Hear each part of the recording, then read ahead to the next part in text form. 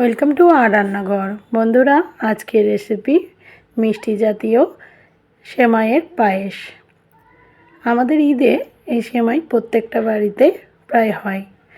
ঈদে আমার এবার হয়নি, সেই জন্য ঈদের পরই যখন বাড়িতে সবাই আছে তখন এই সেমাই বানিয়ে নিলাম।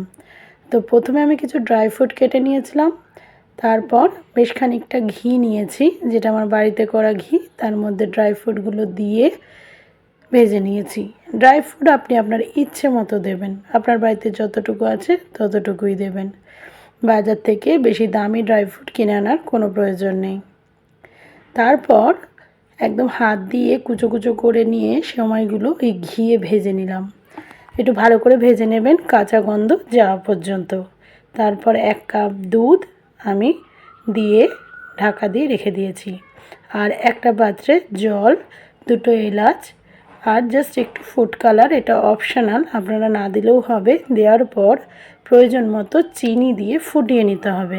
এখানে কিন্তু সেরা করার দরকার নেই, শিরা করার প্রয়োজন নেই, জাস্ট চিনি দিয়ে ফুটিয়ে নিয়ে এবার ঘিয়ে ভাজা সেমাইগুলো দিয়ে দিতে হবে। যখন সেমাই ফুটে উঠবে তখন ইচ্ছে মতো খোয়া ক্ষীর আর যে ড্রাই ফ্রুটগুলো ভেজে রেখেছিলাম সেগুলো দিয়ে জাস্ট কিছুক্ষণ নেমে একটু নরম নরম থাকা অবস্থায় নামিয়ে নিতে হবে। উপর থেকে গার্নিশিংয়ের জন্য আমি কিছুটা ড্রাই ফ্রুট দিয়েছি। একবার এইভাবে সেমাই বাড়িতে করে